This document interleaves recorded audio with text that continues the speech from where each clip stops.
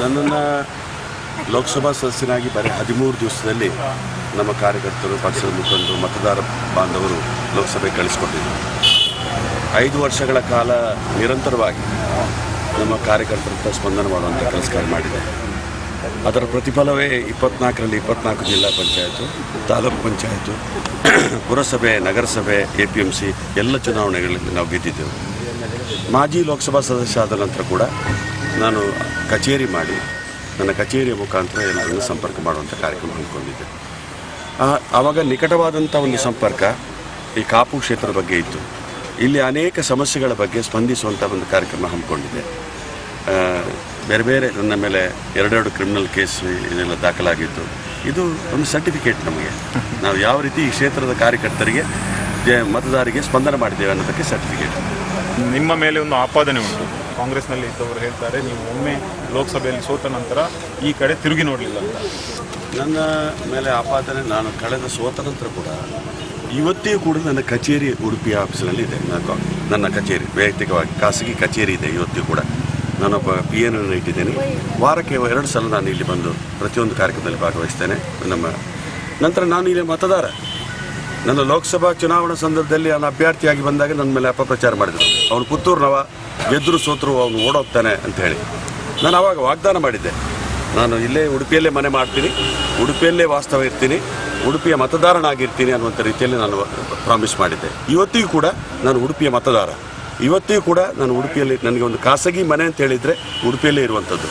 ಅದೇ ರೀತಿಯಲ್ಲಿ ನಾವು ಉಡುಪಿ ಬ್ಲಾಕ್ ಕಾಂಗ್ರೆಸ್ಸಿನ ಮುಖಾಂತರ, ನಾನು ಇವತ್ತು AC ಸೆಕ್ರೆಟರಿ, ಉಡುಪಿ ಬ್ಲಾಕ್ ಕಾಂಗ್ರೆಸ್ಸಿನ ಮುಖಾಂತರ PCC ಮೆಂಬರ್ ಆಗುವಂಥ ಅವಕಾಶವನ್ನು ಪ್ರಮೋದ್ ಮತರಾಜಿ ಎಲ್ಲ ಸ್ನೇಹಿತರು ಕಲ್ಪಿಸಿಕೊಟ್ಟಂಥ ಹಿನ್ನೆಲೆಯಲ್ಲಿ ನಾನಿವತ್ತು AC ಸೆಕ್ರೆಟರಿ ಆಗಿದ್ದೇನೆ. ಪುತ್ತೂರಿನಲ್ಲಿ ನೀವು ಮೊದಲು MLA ಆಗಿದ್ರಿ. ಈಗಲೂ ನಿಮಗೆ ಚಾನ್ಸ್ ಇತ್ತು, ಆದರೆ ಶಕುಂತಲಾ ಶೆಟ್ಟಿ ಅವರಿಗೆ ಸೀಟ್ ಮಾಡಿ ಕೊಡಬೇಕೆಂಬ ಒಂದೇ ಕಾರಣಕ್ಕಾಗಿ ನೀವು ಕಾಪುವಿಗೆ ಬಂದಿದ್ದೀರಂತ ನಿಮ್ಮ ಮೇಲೆ ಇನ್ನೊಂದು. ಶಕುಂತಲಾ ಶೆಟ್ಟಿ ಅವರಿಗೆ ಪ್ರಾಮಿಸ್ ಮಾಡಿದ್ದೆ ಪಕ್ಷಕ್ಕೆ ಸೇರುವಂಥ ಸಂದರ್ಭದಲ್ಲಿ. ನಾನು ಅಲ್ಲಿ ಶಕುಂತಲಾ ಶೆಟ್ಟಿ ಅವರಿಗೆ ಗೆಲ್ಲುವಂಥ ಅವಕಾಶ ಜಾಸ್ತಿ ಇದೆ. ಅವರಿಗೆ ಪ್ರಾಮಿಸ್ ಮಾಡಿದ್ದೆ, ಪಕ್ಷಕ್ಕೆ ಸೇರ್ಪಡೆ ಆಗುವಂಥ ಸಂದರ್ಭದಲ್ಲಿ ನಾನು ಮಾತು ಕೊಟ್ಟಿದ್ದೆ. ಆ ಮಾತನ್ನು ನಾನು ಉಳಿಸ್ಕೊಂಡಿದ್ದೇನೆ. ಈ ಕಾಂಗ್ರೆಸ್ ಸ್ಪ್ಲಿಟ್ ಆದಾಗ, ಸಾಲಿಯನ್ ಹೋದ ನಂತರ ಕಾಂಗ್ರೆಸ್ನ ನಿಮಗೆ ಎಷ್ಟು ಅಲ್ಲಿ ನಷ್ಟ ಆಗಿದೆ? ಅಲ್ಲ, ಕಾಂಗ್ರೆಸ್ ಸ್ಪ್ಲಿಟ್ ಆಗಲಿಕ್ಕೆ ಏಕಾಏಕಿಯಾಗಿ ರಾತ್ರಿ ಬೆಳಿಗ್ಗೆ ಆಗೋದ್ರ ಒಳಗಡೆ ವಸಂತ್ ಸಾಲಿಯಾನ್ರವರು JDS ಪಕ್ಷಕ್ಕೆ ಸೇರಿದ್ದಾರೆ. ಯಾವ ಕಾರ್ಯಕರ್ತ, ಯಾವ ಮುಖಂಡನೂ ಕೂಡ ಸಂಪರ್ಕ ಮಾಡಿಲ್ಲ. ಕಾಂಗ್ರೆಸ್ ಹೇಗೆ ಸ್ಪ್ಲಿಟ್ ಆಗ್ತದೆ? ಕಾಂಗ್ರೆಸ್ ವಿನಯ್ ಕುಮಾರ್ ಕಾಂಗ್ರೆಸ್ ಅಥವಾ ವಸಂತ್ ಸಾಲಿಯಾನ್ ಕಾಂಗ್ರೆಸ್ ಅಥವಾ ಮತ್ತೊಬ್ಬ ಕಾಂಗ್ರೆಸ್ ಅನ್ನುವಂಥದ್ದು ರೀತಿಯಲ್ಲಿ ಅಲ್ಲ. ಕಾಂಗ್ರೆಸ್ ಪಕ್ಷ ಅವರು ನಂಬಿಕೊಂಡು ಬಂದಂಥ ನಾಯಕತ್ವ, ತತ್ವ, ಕಾರ್ಯಕ್ರಮ, ಆದರ್ಶ ಇವೆಲ್ಲ ಹೊಂದಿಕೊಂಡು ಕಾಂಗ್ರೆಸ್ ಪಕ್ಷ. ಓಕೆ, ಈಗ ನಿಮ್ಮ ಪ್ರಮುಖ ವಿರೋಧಿ ಇಲ್ಲಿ BJP. ಕಳೆದ 10 ವರ್ಷಗಳಲ್ಲಿ ಲಾಲಾಜಿ ಮಂಡನ್ ಒಳ್ಳೆ ಕೆಲಸ ಮಾಡಿದರಂದು ಜನರ ಒಂದು ಒಳ್ಳೆ ಒಪಿನಿಯನ್ ಇದೆ. ಯಾವ ರೀತಿ ಅವರ ವಿರುದ್ಧವಾಗಿ ಗೆಲ್ಲುವಂಥ ಒಂದು ಪ್ರಯತ್ನವನ್ನು ಮಾಡ್ತೀವಿ? ಮಂಡನ್ ಅವರು ಕಳೆದ 10 ವರ್ಷಗಳಲ್ಲಿ ಬುದ್ಧಿಮೇದಾರರ ಕೈಗೊಂಬೆ ಆಗಿ ಕೆಲಸ ಕಾರ್ಯವನ್ನು ಮಾಡಿದರು. ಇವತ್ತು ಅವರದೇ ಸಮುದಾಯ ಮೀನುಗಾರರ ವೃತ್ತಿಗೆ ಧಕ್ಕೆ ಬರುವಂಥ ಸಮಯದಲ್ಲಿ ಒಂದು ಸ್ವರ ಎತ್ತುವಂಥ ಶಕ್ತಿ 10 ವರ್ಷದಲ್ಲಿ ವಿಧಾನಸಭೆಯಲ್ಲಿ ಅವರಿಗೆ ಬಂದಿಲ್ಲ. ಇಲ್ಲಿ ರೈತರ ಸಮಸ್ಯೆ ಇದೆ, ಪರಿಸರದ ಸಮಸ್ಯೆ ಇದೆ, ಇವತ್ತು ಇಡೀ ಗ್ರಾಮೀಣ ಪ್ರದೇಶದ ಜನರ ಸಮಸ್ಯೆ ಇದೆ, 2,000 ವಿದ್ಯುತ್ ಸಮಸ್ಯೆ ಇದೆ. ಯಾವುದನ್ನು ಕೂಡ ಸ್ಪಂದನೆ ಮಾಡುವಂಥ ಅವಕಾಶ ಆಗಲಿಲ್ಲ. 2,500 ಎಕರೆ ಜಾಗವನ್ನು ನಾವು ಉದ್ದಿಮೆ ಮಾಡಲಿಕ್ಕೆ ವಶೀಕರಣ ಮಾಡಿಕೊಳ್ತೇವೆ. ಬಡವರಿಗೆ ಒಂದು 5 ಸೆಂಟ್ಸ್ ಜಾಗ ಕೊಡುವಂಥ ಒಂದು ಕಾರ್ಯಕ್ರಮ ಇಲ್ಲ. ಬೆಳಪಿನಲ್ಲಿ ನಾನು ಲೋಕಸಭಾ ಸದಸ್ಯನಾಗಿರುವಾಗ ಅಲ್ಲಿ ಕಂದಾಯ ಇಲಾಖೆ ಒಕ್ಕಲಿಗರಿಗೆ ಹೋದರು. ಆ ಸಂದರ್ಭದಲ್ಲಿ ನಾನು ಸ್ವತಃ ಅಲ್ಲಿ ಹೋಗಿ ಇವತ್ತು ಅಲ್ಲಿ 10 ದಿವಸ ಒಳಗಡೆ ಗಡು ಕೊಟ್ಟು, ಕಂದಾಯ ಅಧಿಕಾರಿಗಳಿಗೆ ಗಡು ಕೊಟ್ಟು 10 ದಿವಸ ಒಳಗಡೆ ತಾವು ಹಕ್ಕುಪತ್ರ ಕೊಡಿದರೆ ನಿಮ್ಮ ಮೇಲೆ ಕ್ರಮ ತಗೊಳ್ತೇನೆ ಅನ್ನುವಂಥ ರೀತಿ ಮಾತನಾಡಿದೆ. 10 ದಿವಸ ಒಳಗಡೆ ಅವರಿಗೆ ಹಕ್ಕುಪತ್ರ ಕೊಡಿಸಿ ಇವತ್ತು ಬೆಳಪಿಗೆ ತಾವು ಹೋಗ್ಬೋದು. ವಿನಯನಗರ ಅಂತೇಳಿ ಹೆಸರಿಟ್ಟುಕೊಂಡು ಇವತ್ತು ದೊಡ್ಡ ಒಂದು ಕಾಲನಿ ಆಗಿದೆ. ಅದೇ ರೀತಿಯಲ್ಲಿ ನಾನು ಮಾಜಿ ಲೋಕಸಭಾ ಸದಸ್ಯ ಆಗಿದ್ದಾಗ ಅಲ್ಲೇ ಯರ್ಮಾಳ್ನಲ್ಲಿ ಬಡವರ ಮನೆಯನ್ನು ಬುಲ್ಡೋಸರ್ನಲ್ಲಿ ಹುಡಿ ಮಾಡುವಂಥ ಕೆಲಸ ಕಾರ್ಯವನ್ನು ಭಾರತೀಯ ಜನತಾ ಪಕ್ಷದವರು ಮಾಡಿದರು. ಆ ಸಂದರ್ಭದಲ್ಲಿ ನಾವು ಪ್ರತಿಭಟನೆ ಮಾಡಿತ್ತು. ಇವತ್ತಿಗೂ ಕೂಡ ನನಗೆ ಅರೆಸ್ಟ್ ವಾರೆಂಟ್ ಇತ್ತು ಮೊನ್ನೆ. ಇವತ್ತಿಗೂ ಕೂಡ ಕೋರ್ಟ್ನಲ್ಲಿ ಕೇಸ್ ಇದೆ. ಆ ದೃಷ್ಟಿಯಲ್ಲಿ ಇಲ್ಲಿ ಜನಸಾಮಾನ್ಯರ ಅಭಿವೃದ್ಧಿಯ ಬಗ್ಗೆ, ಅದೇ ರೀತಿಯಾಗಿ ಜನಸಾಮಾನ್ಯ ಕುಡಿಯುವ ನೀರಿನ ಸಮಸ್ಯೆ ಉಂಟು. ಹಾಹಾಕಾರ ಭಾಳಷ್ಟು ಕಡೆಯಲ್ಲಿ ಉಂಟು. ಕೆಲವು ಕಡೆಯಲ್ಲಿ 4 ದಿವಸ ಕೂಡ ನೀರು ಬರೋದಿಲ್ಲ. ಒಂದು ಸಲ ಬಿಡ್ತಾರೆ, 4 ದಿವಸಕ್ಕೆ ಒಂದು ಸಲ.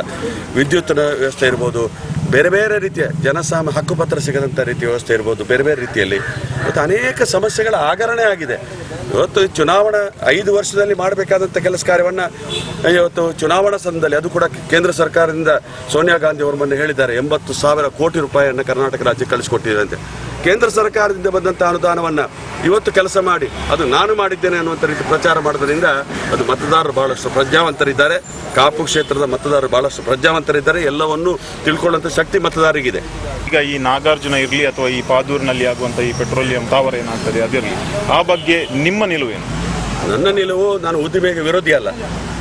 ಯಾವುದೇ ಉದ್ದಿಮೆ ಆಗ್ತಿದ್ರು ಕೂಡ ಆ ಆಸುಪಾಸಿನ ಜನರಿಗೆ ಪ್ರಯೋಜನಕಾರಿಯಾಗುವಂಥ ಉದ್ದಿಮೆ ಆಗಬೇಕು, ಉದ್ಯೋಗ ಸೃಷ್ಟಿ ಮಾಡುವಂಥ ಉದ್ದಿಮೆ ಆಗಬೇಕು.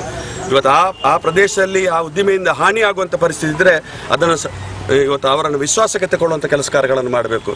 ಆ ಆಸುಪಾಸಿನ ಜನರನ್ನು ವಿಶ್ವಾಸಕ್ಕೆ ತಗೊಂಡು ಅಲ್ಲಿಯ ಸಮಸ್ಯೆಗಳನ್ನು ಬಗೆಹರಿಸುವಂಥ ರೀತಿ ಕಾರ್ಯಕ್ರಮ ಹಮ್ಮಿಕೊಂಡ ನಂತರ ಉದ್ದಿಮೆ. ನಾನು ಲೋಕಸಭಾ ಸದಸ್ಯನಾಗಿರುವಾಗ ನಾನು ಪ್ರಸ್ತಾಪ ಮಾಡಿದ್ದೆ. ಇವತ್ತು ಕರಾವಳಿ ಕೋಸ್ಟಲ್ ಆಕ್ಷನ್ ಒಂದು ಕಮಿಟಿ ಇತ್ತು. ಆ ಕಮಿಟಿಯಲ್ಲಿ ನಾನು ಪ್ರಸ್ತಾಪ ಮಾಡಿದ್ದೆ, ನಮಗೆ ಸ್ಪೆಷಲ್ ಇಕಾನಮಿ ಝೋನ್ ಕೊಡಿ ಅನ್ನುವಂಥ ರೀತಿಯಲ್ಲಿ.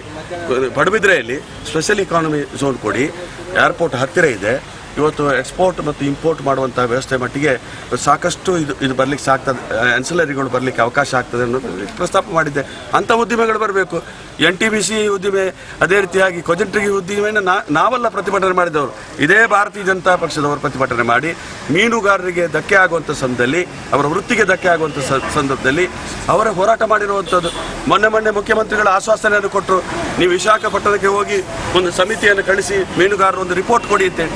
ಆ ರಿಪೋರ್ಟನ್ನು ತೆಗೆದು ಕಸದ ಬುಟ್ಟಿಗೆ ಬಿಸಾಡುವಂಥ ಕೆಲಸ ಕಾರ್ಯ ಮಾಡಿದರು. ಇವತ್ತು ನನ್ನ ಪ್ರಶ್ನೆ ಇಷ್ಟೇ, ಉದ್ದಿಮೆಗೆ ನಾನು ವಿರೋಧ ಅಲ್ಲ. ಇವತ್ತು ಉಷ್ಣಸ್ಥಾವರ ಇಲ್ಲಿ ಆಗೋದ್ರಿಂದ ಈ ಊರಿನವರಿಗೆ ಏನು ಲಾಭ? 6 ಗಂಟೆಗಳ ಕಾಲ ವಿದ್ಯುತ್ ಕೊಡಲಿಕ್ಕೆ ಆಗೋದಿಲ್ಲ. ಇಲ್ಲಿ 12 ಗಂಟೆ ಶಿವದಲ್ಲಿ 12 ಗಂಟೆ ಕಟ್ ಮಾಡುವಂಥ ರೀತಿ ಕಾರ್ಯಕ್ರಮ. ಇವತ್ತು ಆ ದೃಷ್ಟಿಯಲ್ಲಿ ಪ್ರಥಮವಾಗಿ ಆ ಪರಿಸರಕ್ಕೆ ಆದ್ಯತೆಯನ್ನು ಕೊಡಬೇಕು. ಉದ್ಯೋಗ ಇರ್ಬೋದು, ಅದು ಯಾವುದೇ ರೀತಿಯ ವ್ಯವಸ್ಥೆ ಇರ್ಬೋದು, ಪ್ರಥಮವಾಗಿ ಆ ಪರಿಸರಕ್ಕೆ ಆದ್ಯತೆ ಕೊಡುವಂಥ ಕೆಲಸ ಕಾರ್ಯ ಮಾಡಬೇಕು. ಮೀನುಗಾರರು ಕೂಡ ತಮ್ಮ ವೃತ್ತಿ ಮಾಡಿಕೊಂಡು ವಿದೇಶಿ ವಿನಿಮಯ ಅನೇಕ ದೊಡ್ಡ ಮೊತ್ತ ಬರ್ತದೆ. ನಮ್ಮ ವಿದೇಶಿ ವಿನಿಮಯ ಸಾಕಷ್ಟು ಅವರು ವೃತ್ತಿ ಮಾಡ್ಕೊಂಡಿರುವಂಥ ಸಮಯದಲ್ಲಿ ಅವರ ವೃತ್ತಿಗೆ ಧಕ್ಕೆ ತರುವಂಥ ಕೆಲಸ ಕಾರ್ಯ ಉದ್ಯಮಗಳಿಂದ ಆಗ್ತದೆ. ರೈತರು ಪರಿಸರ ಹಾಳಾಗಿದೆ, ರೈತರಿಗೆ ನಷ್ಟ ಆಗಿದೆ, ಕೃಷಿ ಹಾಳಾಗಿದೆ, ಯಾರೂ ಕೇಳೋದಿಲ್ಲ, ಅದಕ್ಕೆ ಸ್ಪಂದನೆ ಮಾಡೋದಿಲ್ಲ ಅಂತ ಹೇಳಿದ್ರೆ. ಬಿಜೆಪಿಗೆ ಎದುರಾಳಿ ಕಾಂಗ್ರೆಸ್, ಆದರೆ ಕಾಂಗ್ರೆಸ್ಗೆ 3 ಎದುರಾಳಿದ್ದಾರೆ. ಒಂದು ಬಿಜೆಪಿ, ಇನ್ನೊಂದು SDPI, ಇನ್ನೊಂದು JDS. SDPIನ ಪ್ರಚಾರ ಯಾರು ಮಾಡ್ತಾರೆ? ಅವರಿಗೆ ಪ್ಯಾಂಪ್ಲೆಟ್ಸ್ ಯಾರು ಪ್ರಿಂಟ್ ಮಾಡ್ತಾರೆ? ಬೇರೆ ಬೇರೆ ರೀತಿಯಲ್ಲಿ ಸಪೋರ್ಟ್ ಯಾರು ಮಾಡ್ತಾರೆ? JDSಗೆ ಯಾರು ಪ್ರಿಂಟ್ ಮಾಡ್ತಾರೆ? JDS ಬಗ್ಗೆ ಪ್ರಚಾರ ಮಾಡುವಂಥ ಜನರು ಯಾರು?